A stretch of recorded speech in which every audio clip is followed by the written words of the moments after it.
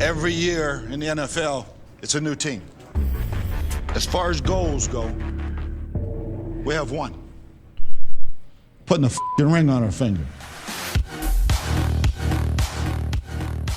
Welcome to the Buccaneers Observer Podcast. This is Ralph Phillips. Molly Bay.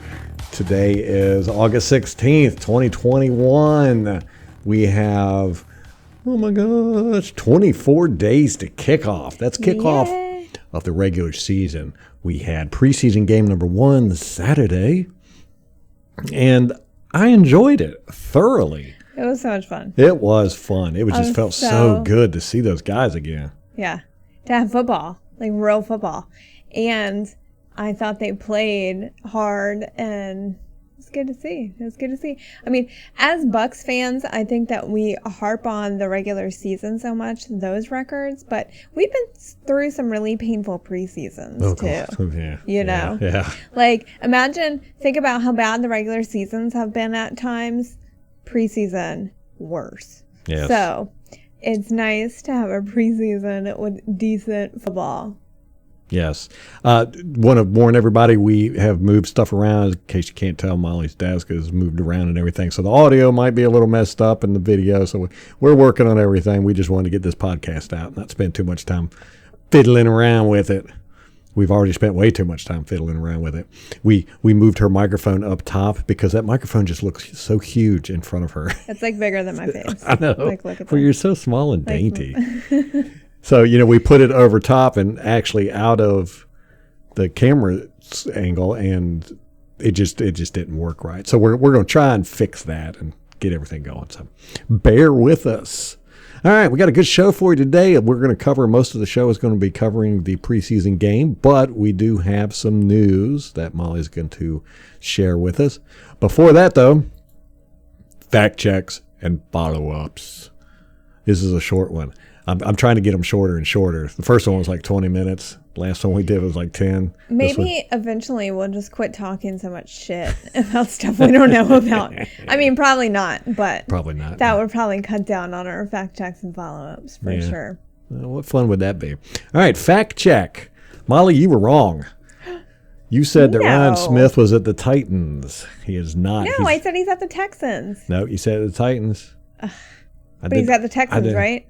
Yes, he's at the Texans. I knew that. You know what? Now I'm going to have to go back and make sure. I know. Don't accuse me of being wrong. Because you seem very confident. You know how I feel about that. Yes, I know. Never wrong. You women's don't like being wrong, do you? Mm-hmm. All right, follow up. Who was the tight end that we traded to the Patriots?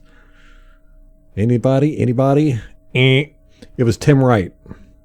Ah, yes. Remember, he was a baller for us for 1 year. Him.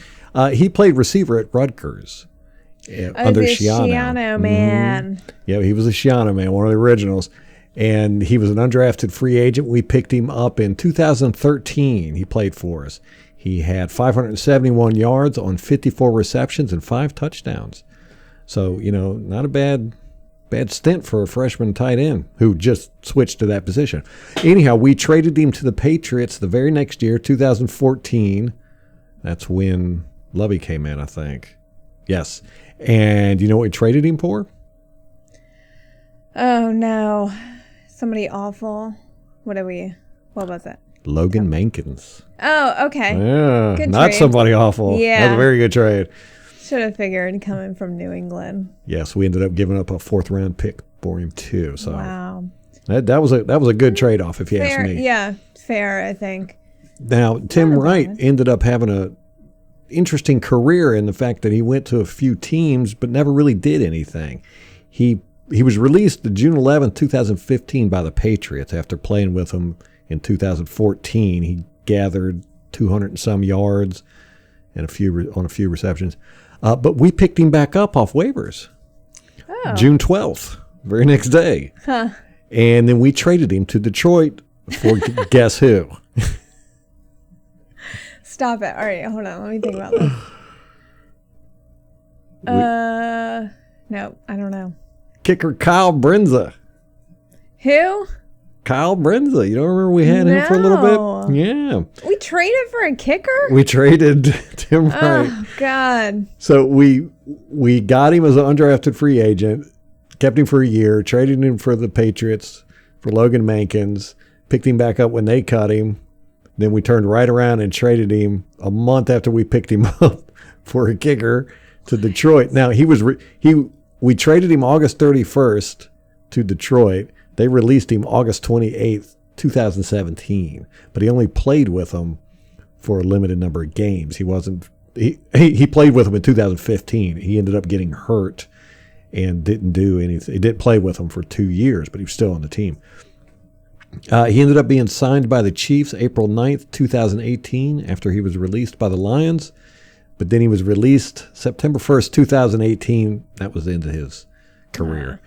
His career stats are he played in 41 games, 89 receptions, 907 yards, 13 touchdowns, and 54 first downs. So that's pretty good, 54 first downs out of 89 receptions. Not too bad. That's really good. Yeah, he had almost 11 yards per reception. All right, so that's it for the fact checks and follow-ups. All right. That was a quick one, 6 minutes. I know. Boom. Check us out. Okay, let's talk about some news. Our boy Devin White, he graduated from LSU a couple of days ago. So finally he got to walk across that stage. Congratulations to him. And then we made 3 cuts today. This is per Greg Allman. So Tuesday is the deadline to cut down to 85. And so we cut corner Cameron Kinley. He's the Navy guy that needed special permission to come to camp from the Navy. So he's gone. And then we also cut tight end Daquan Hampton and wide receiver Josh Pearson. So they apparently did not like what they saw of them in the preseason. And we're just like, yeah, we're not going to mess with it anymore. Wow. So, recap that again real quick. So we cut Cameron Kinley, cornerback. And all that trouble we went through with him in the Navy. Yeah. Wow. Well, all the trouble he went through. All the trouble he went through. And we just cut him. I know, we just cut him. Preseason game. Yeah. Which is funny because in the preseason game, he was 6th for tackles. I mean, he was 3rd for tackles. He had 6. 5 solo. But then we also cut tight end Daquan Hampton and wide receiver Josh Pearson. That's interesting. That's got to be hard for him to all that trouble he went through. I know. I'm just be and devastated. There was all kinds of articles written about it. I know. They made it a thing. It turned into a thing. But yeah, so that's what happened. So that's all the news I have. That's it. That's it. Wow, we went to the fact check, follow up, and news in 8 minutes. What are we going to talk about? Well, we could talk about Carl Nassib and gay stats. I was thinking about this, and, he is the first openly gay active NFL player, right? That's what they're labeling him as. But that's not true because he hasn't played an NFL snap as he's openly gay yet. He's in the preseason. He might not make the team. I mean, of course he's going to make the team. But what if he doesn't? Then he'll be in the same category as Michael Sam. Michael Sam was an openly gay, active NFL player, but he didn't make it to the regular season. He never made it. Yeah. Well, Carl Nassib's going to make the team. Yeah, he's going to make the team. Let's be real here. But you never know with John Gruden. John Gruden can't stand anybody in the room to be better than John Gruden. And Carl Nassib was very popular for a stint. Yeah, well, he's still, they're still talking about it. But for like 3 days, it was like all you heard in the NFL. And Gruden don't like that mess. If it's not about Gruden, he will cut you. And I mean, like literally. I will cut you. I mean, I'm surprised that Gerald McCoy got signed because, Gerald McCoy likes the limelight. He does. And Gruden don't put up with that. Yeah, and he's quite popular. Yeah. So we'll see about that. Anyhow, we're keeping an eye on the gay stats with Carl Nassib. When his first game comes out, we're gonna keep the tally going. So the Cincinnati Bengals game, I read a bunch of articles on it written by the Buccaneers media, and they all were really crappy. They were like, we lost, but I thought it was a great game. It was entertaining as you should have seen us guys. I'm dancing around. We were a little tipsy, I ain't gonna lie. But I'm dancing around, and before the game, Molly starts dancing around. She's dancing around, and we're just talking, but we're like all excited, so we're moving everything. And then I look over, and our daughter, she's like dancing around so right, like 15 minutes before the game started, we were all just kind of dancing around and talking. It wasn't like we were doing it on purpose. We were just so all filled with excitement. She forgot for a second that she was a Redskins fan. Oh my gosh! Don't Washington fan. I know. Those are your genes there. But I don't know. Well, I do have some in my family. So I thought it was a very entertaining game. There was a lot that I saw that I was just so happy about, and a few things that weren't. And we lost the game, but it's preseason. Nobody cares. It means nothing. We came out. Well, I was kind of upset if. Yeah, we wanted to win. Of course. Yeah, I wanted to win. I know it's preseason. I don't care. I still want to win. And especially to the Bengals, which to their credit, I think they played a lot better than we expected them to. Well, everybody's going to do that. We are the reigning champions. Everybody wants to beat us. Yeah. Everybody's going to bring their A game. If you don't bring your A game, you have no chance of beating us. We could play our F game and beat most people's A game. So you're going to have to bring it to have a chance with us. And, yeah, I thought they played well. It was okay. I didn't think they really did anything special. But, man, there was so much. We're going to talk about us, but there was a lot that was very interesting about that game. So, you want to start it off, Molly? Okay, so my notes are a little sparse, if I'm honest. Because you were drinking a little bit. By halftime, it was like not. You were. Well, I knew you were taking notes. It's like a group project. Why would you do more work than, why would you duplicate work? Yeah. I'll start it off with Darden, number 1. That's his number, which there's so many number changes. Okay, can I just say I hate the college numbers. Yes, I hate them. Yeah. With I was watching the Saints play the Ravens earlier, and there was a number 7 on defense. Mm-hmm. Yeah, that's not right. And I was like, "What the hell is that?" Like, it's not right. It's so confusing. And at least with the previous rules on the numbers, if you didn't know who a player was or what position they played, you could at least get an idea from the number. But now you can't at all. So I hate it.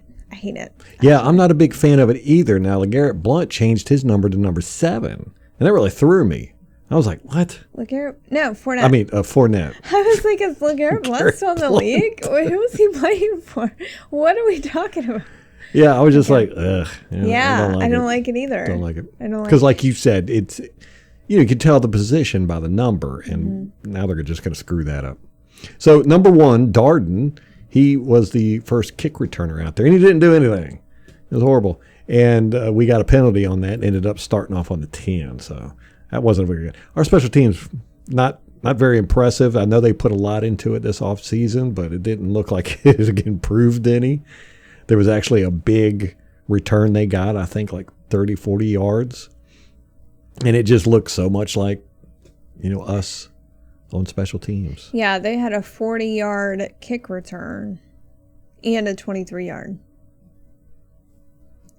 But I will say this about that number 1, Darden. I like him. I do too. I like it. He was really him. fun. Man, I tell you, he was super fun. He reminded me of Tyreek Hill. Mm-hmm. Just, there's something about him. When you see him moving, he's just juke, shifty and fast. Just very, he's got moves. And he's what, 5'6", 5'8"? 5'8", I think. So he's a tiny little guy. Yeah, he's a little tiny, but he's I think he's going to be something. Mm-hmm. We don't have Antonio Brown. I mean, Chris Godwin is pretty good at yards after the catch. He's physical. He's hard to tackle after he catches it. Antonio Brown's got the speed. He's got some jukes and all that good stuff, but we've never really seen him with the Buccaneers, doing a lot of yards after the catch. Mike Evans, he's not at all. So, we don't have any guys that are really good at catching the ball and juking people out and, exciting like that. I think that Darden is going to be that. I know, and I think that they hoped Scotty Miller would be that, but they're bringing in some competition, and I gotta say, Darden looked really good. Yeah. Well, Scotty Miller's got the speed. He can burn people, but... Yeah. Well, and that's what they said, Bruce Arians has said through camp, like, Scotty's got to figure out how to break tackles and be a little more physical. Yeah. Like, he's got the bombs down the field when there's, when he's beat people, but... If he's got somebody on him, he's not making the catch most likely. So he said that was an area of improvement.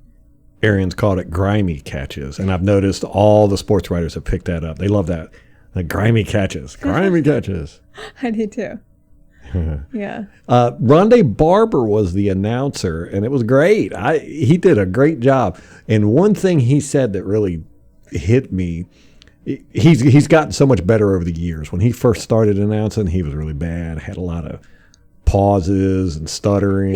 He would get lost when he was talking sometimes and like trail off, and you're like, what were you saying, dude? Yes, but I will always root for Rondé, and I want him to announce every game we do. But he said, he was talking about the Buccaneers, he was talking about the receivers, and he just went like exasperated, and he went, they just have an embarrassment of riches. And I love that phrase. I was like, woo, Rondé, with the poems, with the poems. With the words. With the words and stuff. I really liked that. Embarrassment of riches. And the way he said it, it was just like, this is ridiculous. I know. It was. Yeah. It was great. I wrote that down too. It's at 12:05 in the first quarter. So if y'all want to go listen to it. Yeah, I want to get that clip. So 12:05 in the first quarter? Yeah. Right around there. It might be a little bit before that. Okay. So the first stringers only played 6 snaps, both the offense and defense.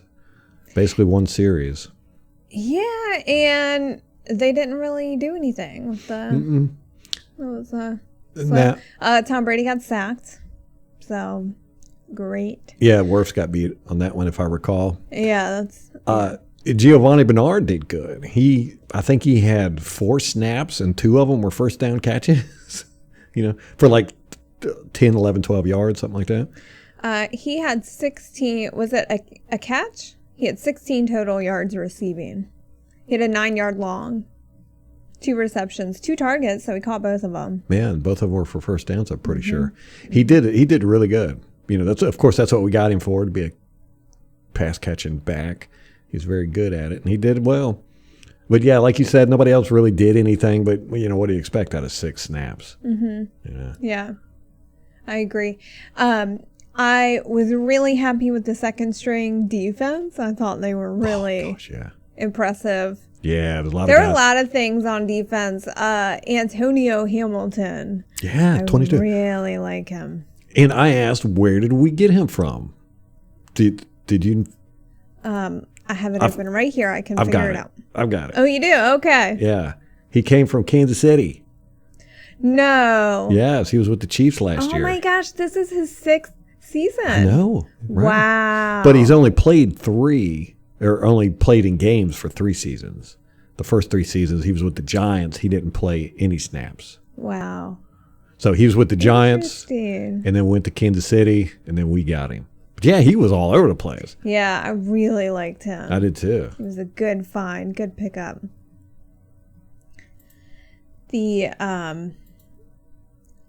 Okay, so Stewart, or Mr. Irrelevant. Yeah. Oh my gosh, his hair. It's just insane. I love it. He looks like a Viking, man. Yeah. He's got this long foot. Joe Palomalu. Yeah. He reminds me of Palomalu. Exactly. But a Viking instead of a Samoan. And he's got that big beard. And, man, he's just a big, boxy looking dude really out there. And he plays with some mean intentions. But he gassed out quick. Quick. I mean, after probably 10 plays, he was done. And he could barely move. Yeah, I wrote it at 2:48 in the third. He was super gassed. He was really tired. And you got to figure, well, he's from college, so he's not he's not at all in NFL football shape whatsoever. So definitely a lot of adjustment there. There was one other person that was gassed, and I can't remember who it was. I didn't write it down. Yeah, I remember seeing him too. But that was like the fourth quarter. So they definitely need to work on their conditioning. For sure. Yeah. Now, there's another player that's got crazy hair too. So we've got two. It was Cockrell. 43 Cockrell got He's crazy got hair. Cool hair. Yeah. I liked it. Well, it was curly too, wasn't it? Yeah, it was real like poofy and curly. Yeah, poofy and curly. Yeah. So we got the Viking Stewart with the crazy hair all over. I mean, he's just like all hair.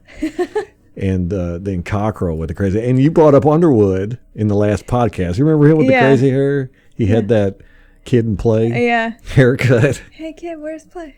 That was before my time. So Blaine Gabbert came in, the second string quarterback at 8-16 in the first quarter. Did all right. Yeah, he did Blaine Gabbert stuff.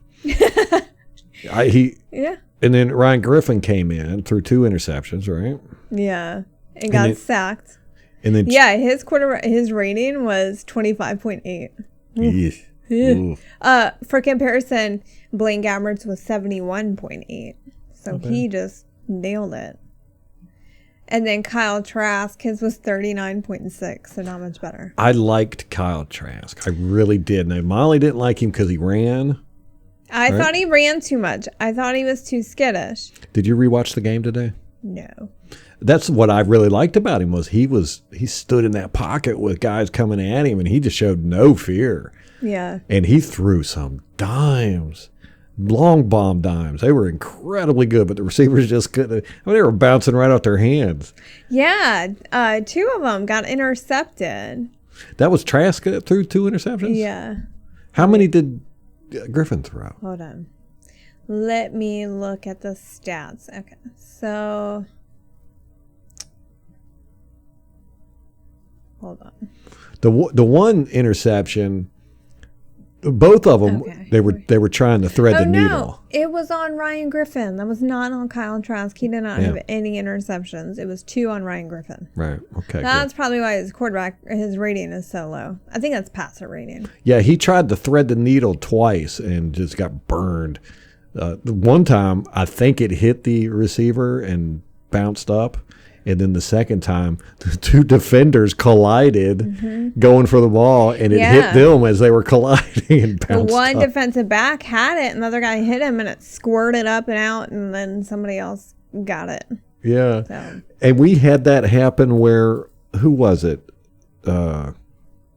Hagan, 34. He got the interception in the second quarter. It was a great interception, and then he got hit, and the ball popped out right into the Bengals guy's hands. He was just like, oh, no. Yes, okay. So it was like they turned it over, and then we turned it over immediately afterwards, and so they got, basically a first down. So that was unfortunate, but you like the effort, Yeah. And it's like Rondé, they interviewed him, and he said no one's actually worried about ball security in preseason. So it makes sense to me that we saw a lot of interceptions and fumbles in the game. Yeah, that was a pretty good insight from Rondé, I thought. Levante. Yeah, that's right. Levante. He said, we're not really thinking about ball security, and it's a preseason game, so it's like, why? Yeah. You don't really care about fumble, or you're not thinking about fumbling and stuff. You're worried about making a splash play. Exactly. Tanner Hudson showed up. Oh my gosh. So Ralph was saying to me, it's like midway through the first quarter, second quarter, and Tanner Hudson, he's been showing up. He's been making some plays. And Ralph was like, he always shows up in the preseason and then does like nothing in the regular season. So then they interview BA at halftime, and that's exactly what he said. He goes, yeah, well, Tanner Hudson, he showed up in preseason like usual. He says he always shows up in preseason. Like, oh, that's messed up. That's why Bruce Arians is my favorite coach, because he gives me so much confirmation bias. He says all the things you think. Yes, he always does. I'm like, man, that coach is awesome. He knows some things. He's smart. Yeah, Hudson did great, man. He was making some spectacular catches out there. He caught one, fumbled it, and then got it back. Then he had that one where he jumped up in the air, got flipped over, and caught it. That was a good one. Yeah, he was balling out there. I think he ended up with like 50 yards, close to it. 6 catches, I think.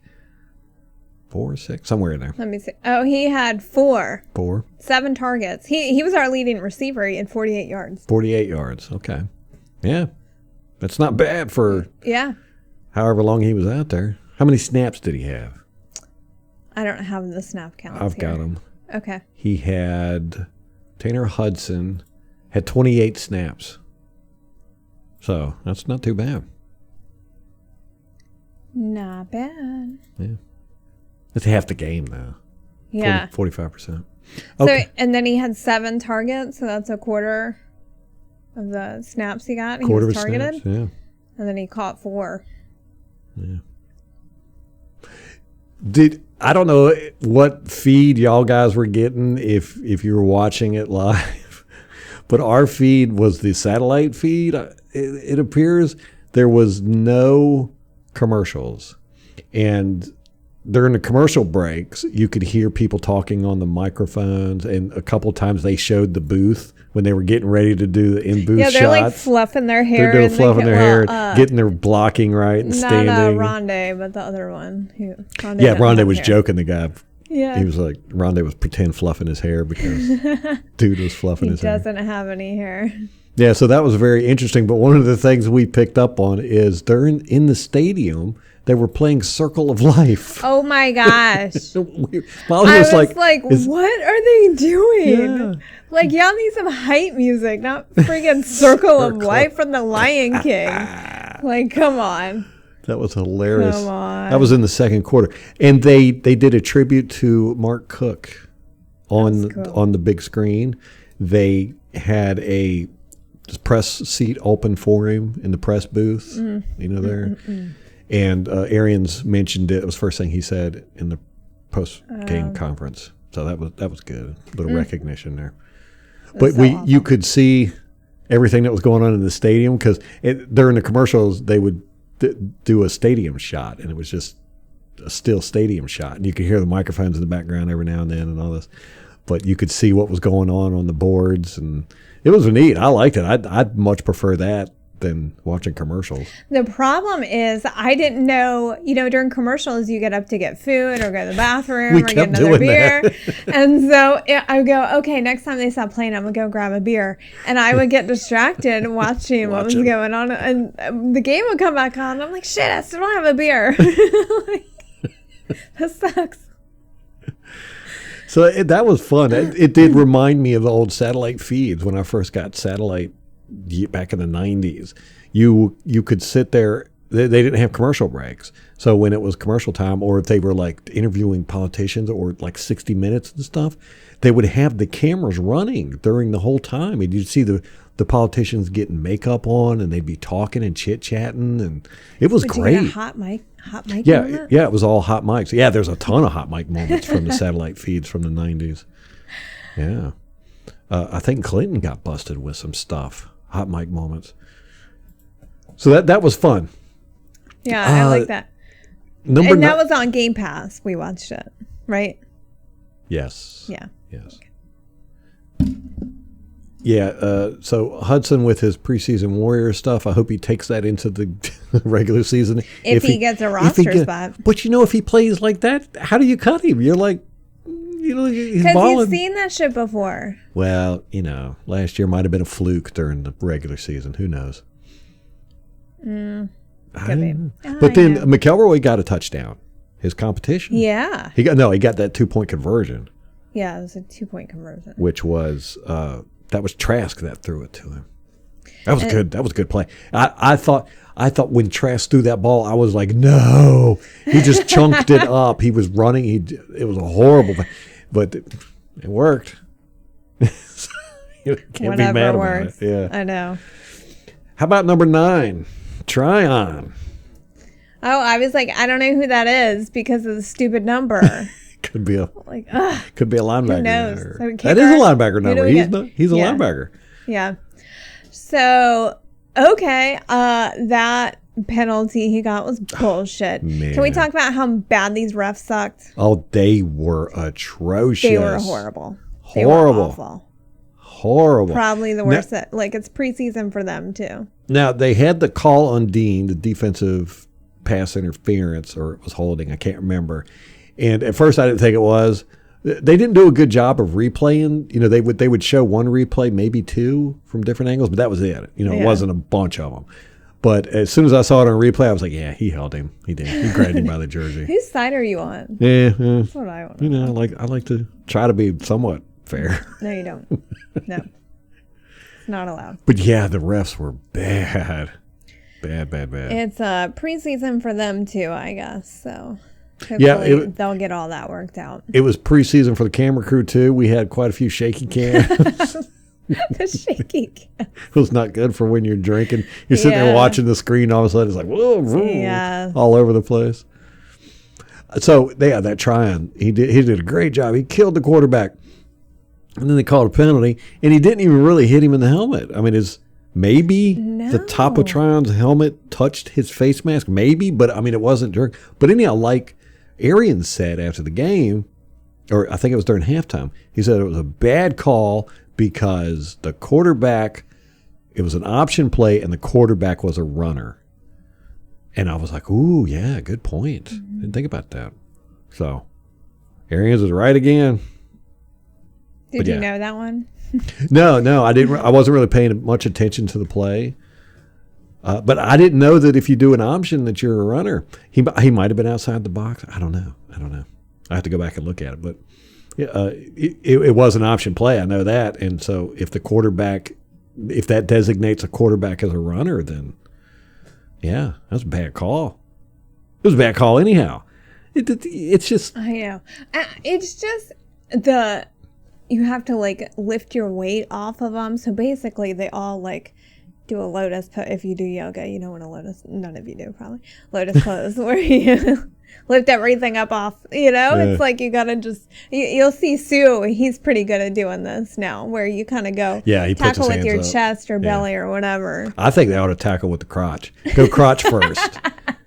Aim for their head, but go crotch first. Yeah, the sport's just gotten so... It's so ridiculous. Sissified, Between man. this and the taunting, What? Come on. What are we doing? And they said they're batting it down on the quarterback hits this year. They're going to even be more strict. They just did that last year. I know. Every year they're getting tighter and tighter with it. It's a point of emphasis every year. Yeah, that's what they call it. Point of emphasis. Two other players that stuck out to me, I really liked Nate Brooks, number 38. Pretty happy with him. Cornerback? I forget what he is. I don't remember him. 38. Yeah, I kept saying, there's that Nate Brooks again. Oh, that's right. Yeah, he was all over the place. Yeah. Yeah. Batting balls down and stuff. Yeah. So I liked him. Let me see if we've got his stats up here. Yeah, I think he's corner or safety. Yeah, he's a cornerback. Defensive back. Okay. Gosh, he's not on the stat sheet. Oh, there he is. Okay. 1 tackle, 1 solo, and a pass defensed. Defensed? I don't know. Yeah, it was all pretty smooth. I remember thinking that. I forgot. I didn't even write him down, but I remember the 38 kept popping up. Not as much as 22, but 38 was there a lot. Yeah. Number 30, Delaney, he got that interception. Remember that? But it was called back for holding. I think that was the Jamal Dean one. I can't remember. Nah, it wasn't. Yeah, Jamal Dean was out there for, again, I swear he had this last year where he was just out there a lot. Maybe he just takes a while to get warmed up. And he had 18 snaps compared to the rest of the starting defense had 6. He's not a starter, right? But I mean, he's out there with Cooper and Delaney and, I mean, even Nunez Roches had 8, McClendon had 8, so he had twice as many as them. I really like that Joseph Jones. He had that pick 6, which was awesome. Yeah, Got our first. awesome. And they were interviewing Tristan Wirfs on the sideline when he did that. Yeah. And we got Wirfs' reaction, man. Wirfs was like, he turned around as soon as he was like jumping up and down. He was like, yes. Yeah, it was was awesome. cool. So, even if Joe does not make the roster, he can always say, I scored a touchdown in the NFL. He'll always have that. Yeah. But I hope he does make the roster. Like, how do you not make a roster when you get a pick six in the preseason? Yeah. Like, come on. Yeah, it wasn't a good decision by their quarterback, but it was a good, he caught it on the run and took off. He wasn't like really super fast, but there wasn't anybody in front of him, so. It's good to see stuff like that. It's just, these guys, like you said, this might be their crowning moment, Well, and it made for an exciting game.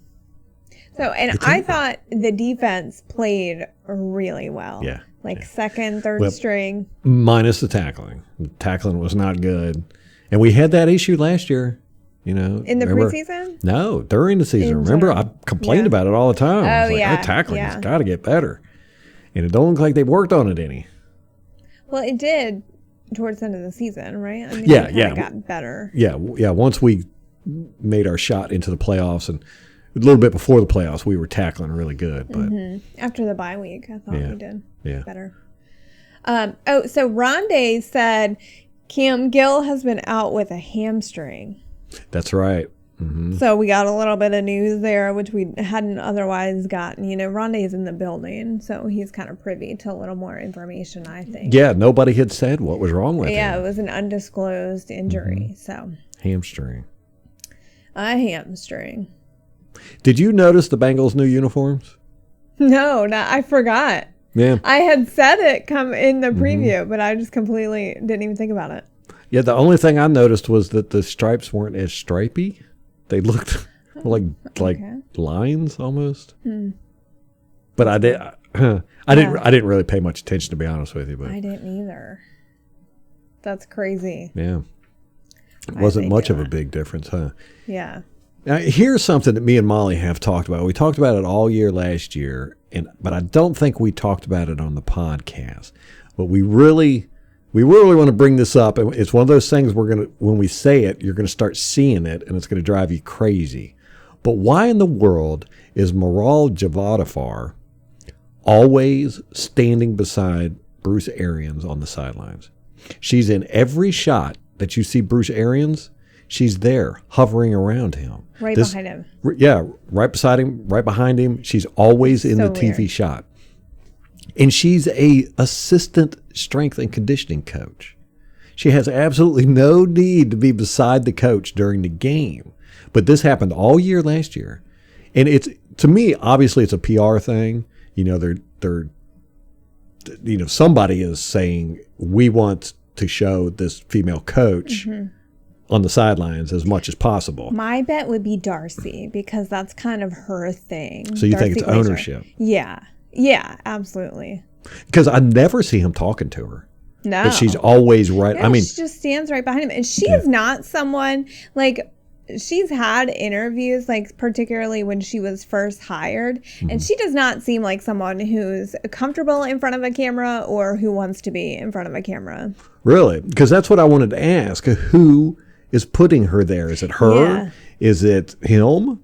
Is it ownership? Is it the NFL?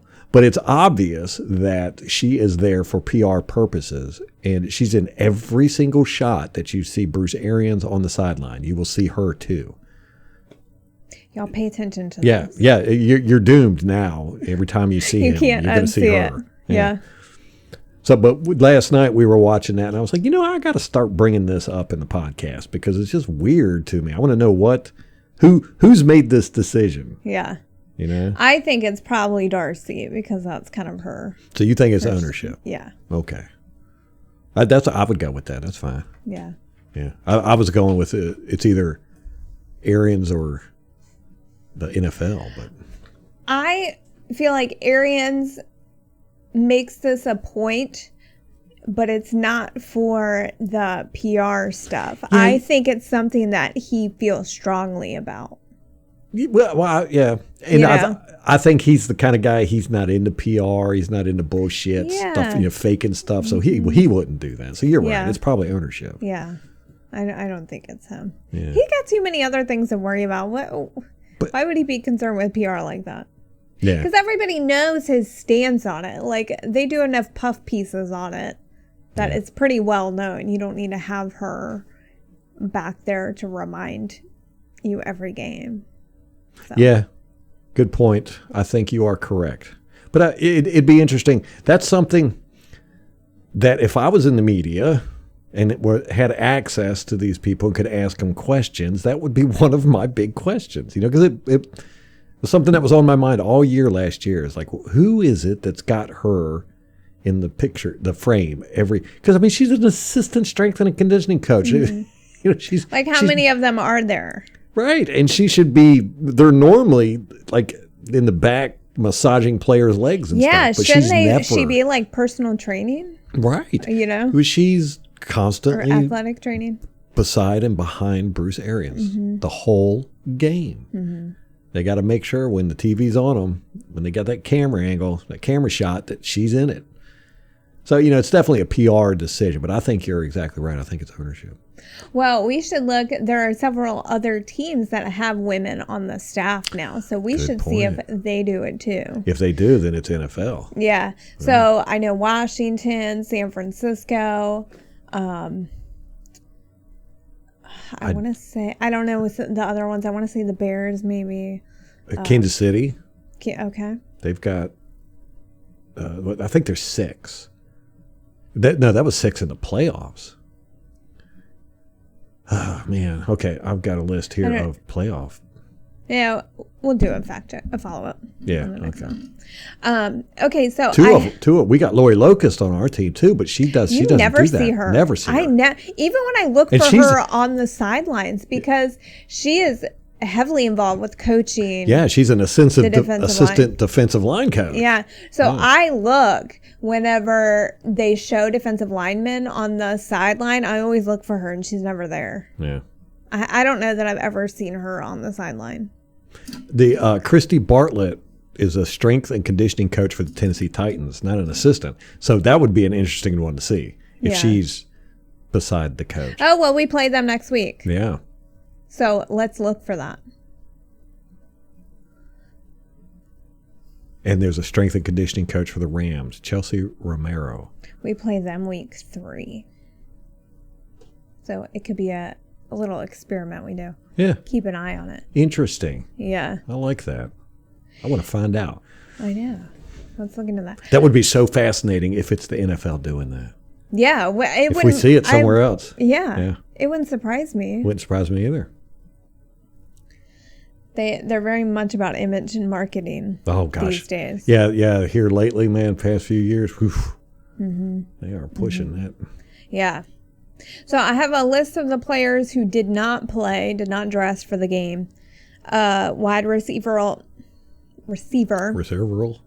Cyril Grayson. So I got that one. Oh, yeah. Yeah, he didn't play. Jordan Whitehead. Excuse me. Safety Raven Green. Cam Gill. Offensive lineman Robert Hainsey. Donnell Stanley, the center. And then Cameron Brate did not dress for the game.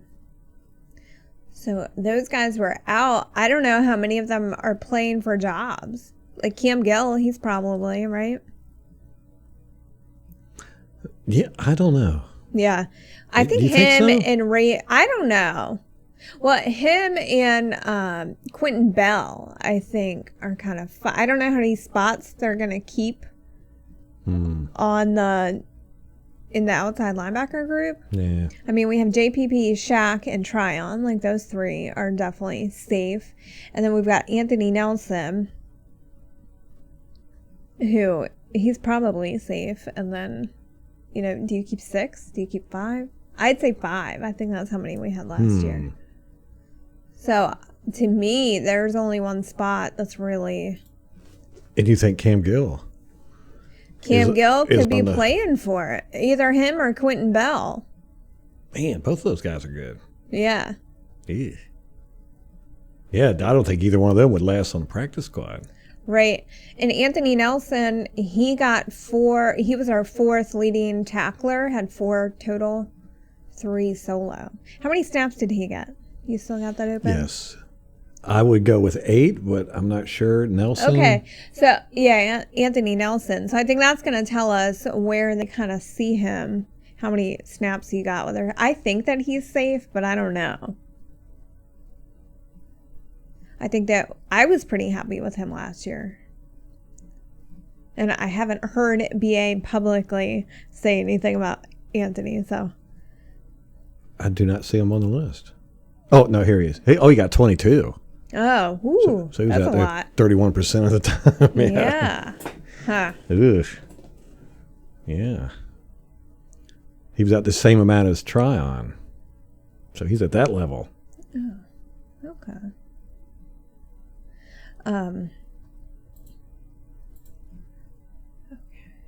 All right. You got anything else from the game? I do have one more thing, a little tidbit of news I've been watching since we've been on here, so I will talk about that if you don't have anything else from the game. Nope, done with the game. Okay, the NFL Top 100 list is coming out. It is breaking as we speak here on Twitter. As of 3 minutes ago, they had to number 53, so they have the top 53. Mm-hmm. The Buccaneers that made the list. Number 89 was Tristan Wirfs. Number 88, Shaq Barrett. Oh my gosh, number 88. Yeah. He's at 88. Yeah, and Chase Young got like 60 something. Oh my, 61, no. 63. Yeah. See, that's the thing with this. I know. I'm going to throw something. You guys, are you serious? Okay, now this is the NFL Top 100? Yeah. Who is it that decides this? I think it's a group of players. Yeah, fans and coaches? I can't remember. I don't think it's coaches. We do this every year. Oh, I think it's an NFL group. They have like veterans and I know all the players get forms and they get to fill out. Mm-hmm. Which again is not. I mean, you would think, oh, well, the players would know who's good and who isn't, but that's not true because if you've never played against a guy, you don't know if he's good. If you've seen him on tape, the chances are pretty good you've played him because that's the only reason why you're going to watch him on tape. Mm-hmm. These guys aren't sitting around watching a bunch of other dudes on tape that they're not going to be playing against. That'd be a waste of time. Yeah. So a lot of them, it's hearsay. They think, oh, well, everybody thinks this guy is good, so I'll say he's good. If you don't like somebody, even if he's good and you play against him, you're not going to pick him because you don't want him to be up in the list. There's all kinds of stuff that goes into this. But 88, Shaq Barrett, 88. It's a joke. Oh, my gosh. It's a joke. Why even have these things if they're going to do that? You're roughly triggered. That's like, is Tom Brady, he's probably, I don't know. That's like not having Tom Brady in the top 20. They have only put out 53, so I don't know. Probably tomorrow we'll go over the rest of it. Okay, 81 was Chris Godwin. Yeah. And number 59 was JPP. JPP was ahead of Shaq Barrett? Uh-huh. Wow. Yeah. But that's cool that JPP got up there. I know. They know if they don't put him on this list, he's going to beat somebody up. He's going to make him cry. He's that guy, man. He's that guy that's out there on the practice field that talks crap constantly. And, he's kind of annoying because he's always talking crap, but you don't dare say anything to him. Because if you do, he's going to beat your butt or he's going to beat you in whatever competition you're doing or he's just going to make you wish you didn't open your mouth to him. He's going to embarrass you. Yeah. He's going to embarrass you. It's going to happen. He's that guy. Mm-hmm. I've been around quite a few of them. You just keep your mouth shut and you just nod your head. Mm-hmm, mm-hmm. You want to hate him so much, but you're glad he's on your team, but you wish he'd shut up every now and then. Okay. That's good. I like that. JPP got 53rd. You said 59. 59. That's okay. That's okay. But Barrett at 88. That's it's robbery. Totally a ridiculous. Total travesty. God, I hate these lists. It does. It makes you just realize, man, nobody's watching this stuff. Yeah, it's all fantasy football and who can get highlight reels and who's popular with the press. Yeah, that's a big one. Yeah, it's a big one. Yeah, so that's all we got. So they put out to the 53rd spot. Yeah. And we've got 3 Buccaneers on there so far. Yeah. Chris Godwin's down there. That's a little low for him. Mike Evans has got to be on there. Man, our whole team should be on there. Ali Marpet will be on there probably. Jensen better be. I will be pissed. Yeah. Sue, he's got to be on there, man. Come on. Oh, yeah, definitely. Devin White, Levante David. Oh, they were even interviewing Devin White. You know, they get the player interviews on there, so Devin White has been one of the players that they're getting to talk on the... He's a talker. Yeah, not so much like an enunciator, but definitely a talker. I need like subtitles for Devin White he's got that like Louisiana drawl, and he does not enunciate, so it's a little hard for me to understand. Well, Levante David used to be that same way, where it was hard to, but he's gotten much better. He's more like he was very soft spoken. Yeah. But he's gotten a lot better, a lot more comfortable with in front of the camera. Yeah, he handles questions a lot better too.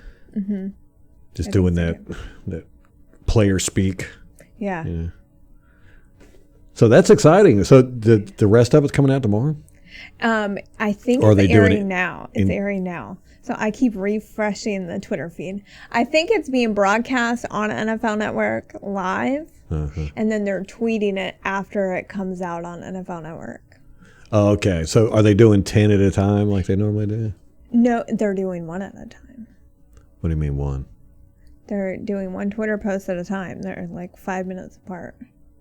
But they normally do on the show, they'll do 10. And then in the next show, they'll do the next 10. I don't know if they're doing that. Okay. We still haven't watched Hard Knocks. Can't find it anywhere. I don't have HBO, so...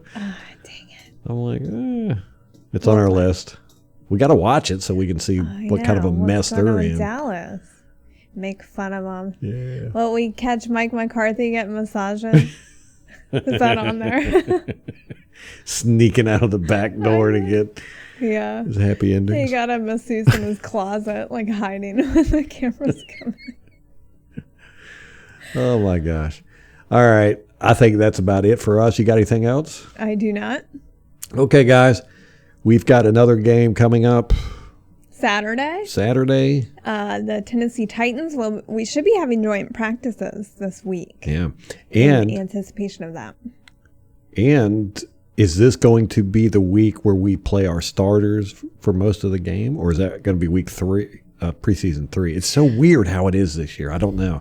They said they're going to... because you knew with preseason, okay, first game... your starters might get a few reps. Second game, they might play a little longer. Third game, you're getting a full half of your starters. And then the fourth game, everyone sits and it's just the guys fighting for a job. So what's going to happen? Right. Is it going to be the second game, the starters get a full half and then they sit the third game? Or how's that going to work? Right. I'm like, I don't know. And I just wonder, is this how the new normal? Like, is this what it's going to happen going forward? Is that what the NFL season is going to look like? Yeah, I think teams are just trying to figure it out. Especially now that we know we're going to get 17 games this season rather than 16. So we got Julio Jones coming. Yeah. Are we going to Tennessee? Is this at Tennessee? No, it's home. It's a home game. Okay, so Julio Jones coming back to the house. And frankly, I would rather play our starters against a team like Tennessee versus a team like the Houston Texans, who we play in the third week. So it's like, what caliber of opponent are you getting, and what's going to produce the most value? Yeah, the Texans are a dumpster fire. They won't give us a good idea on how our team is doing. No, I watched them briefly because the Game Pass, the satellite feeds were kind of given out occasionally. And so during halftime, they didn't show anything. You couldn't even get the game on. So I watched the Packers-Houston game for a minute, and Houston looked bad. Yeah, like those receivers cannot catch anything, but it was also, they were very off target, like the passes. So I don't know if the quarterback, was off target or if the receivers were not where they were supposed to be. But either way, there were not a whole lot of catches going on there. Who was their quarterback again? I don't know. I have no idea who it was. We looked this up the other day. The Texans. Yeah, so the Tennessee, they're going to be a tough team this year. Luckily, we don't play them during the regular season. But I heard that they're going to play the first stringers for a couple of series at least. The Texans? Or the Titans? Titans. Us. Oh, we are. Okay. Yes.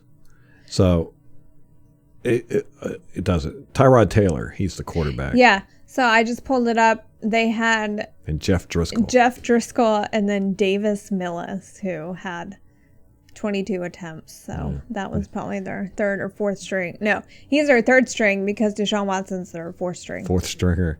He didn't even go to the game, did he? No, he did not travel. Yeah. Ooh, and the Texans beat the crap out of the Packers 26-7. Oof. The Texans beat the Packers? Is that what you said? Hey guys, so we weren't the only ones to lose. Oh, let's look at the other teams, see how they did briefly.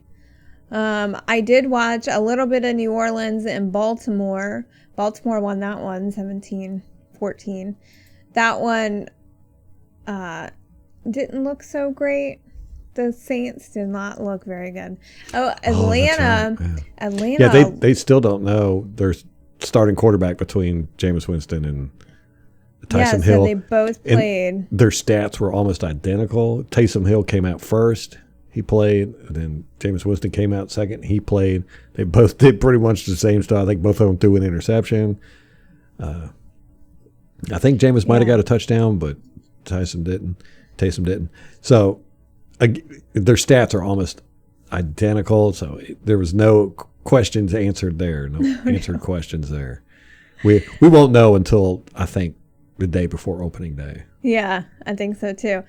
Carolina lost to Indianapolis 18-21, and then Atlanta, theirs was bad. I was like, ooh, it was 23-3, and they played Tennessee.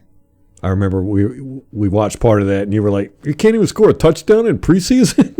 Atlanta sucks. Yeah, it was bad. We're going to have to watch that one again in anticipation of our matchup this weekend, but also so we can laugh at the Falcons. Yeah, that's always fun. I always like laughing at the NFC South, man. That's right. So we all lost this weekend. I ain't worried about it. Yeah, me neither. I know it's preseason. Everyone's going to be in the comments saying, don't overreact. You are correct. We know. Don't need to hear it. Means nothing. Means nothing. Nothing. But I still want to win. Always. I know. When the score was like 14-16, I was like, how bad does Tom Brady want to go in? No, he did. And they're not letting him. He was on the sideline talking to people and getting up in their faces. And what was it? He went out on the field for something. He was yelling at a ref over, I think it was the try-on penalty, but it might have been a different one. I think it might have been the holding for when we got the interception. It was called back for the holding. Yeah, he ran out on the field. He was all up in the ref's face. I was like, man. Did he run out on the field? I thought he just got up on the sideline and was like screaming and pointing at somebody. I don't know. Okay. I want to say he went out on the field, but he might have just like stepped a foot. I know. Out there. We just exaggerate. Yeah, it makes it more fun. Yeah, this is entertainment. Entertainment. All right, guys, that's going to wrap it up for us. Saturday, we got a big game, Tennessee Titans. We don't know what the first stringers are going to do, whether they're going to play a full half or a full quarter, but I think they're going to play at least 2 series, so that'll be fun. But I tell you what, I enjoyed watching the second, third, fourth stringers. I did too. I know what the first stringers are going to bring. Those other guys are fun. We got the Viking out there. We got The other crazy haired dude, Cockrell. We got to come up with a nickname for him. How about Jerry Curl Cockrell? No? Okay, We'll come so up with some of them. yeah. So I thought it was a very entertaining game. Number 22 was running around, 38 was running around doing stuff. Got pick six. Yeah, we had some good playmakers, and I was saying this to Ralph earlier that it's like, how many times have we seen players in the preseason just not trying or giving their all? And it just felt like everyone during the game was trying and playing really hard and trying to make plays. So I think it just says a lot to how the culture has changed since BA got here, since Tom Brady got here. It's just the mentality of the team feels like much more aggressive and trying to make a play and play smart football, though, because, you know, even with Jameis was always trying to make a play, and sometimes it went well, a lot of times it did not, but he was trying to make a play. Just a lot of times it was disastrous and not necessarily smart football. But I feel like now we have a lot of players who are trying to make plays, but they're making smart plays. Yes, I agree with you. Yeah, the preseason game felt almost like a real regular season game, the way those guys were playing. Yes, the caliber of our depth is just head and shoulders above where it's been in years past. So I'm really excited to see who makes the team. But, you know, whoever does, you know, they're going to be balling once they get their chance to go in. So yeah. Yep, excited about it. Big year coming up. All right, guys, that's going to wrap it up for us. Till next time. go Bucs.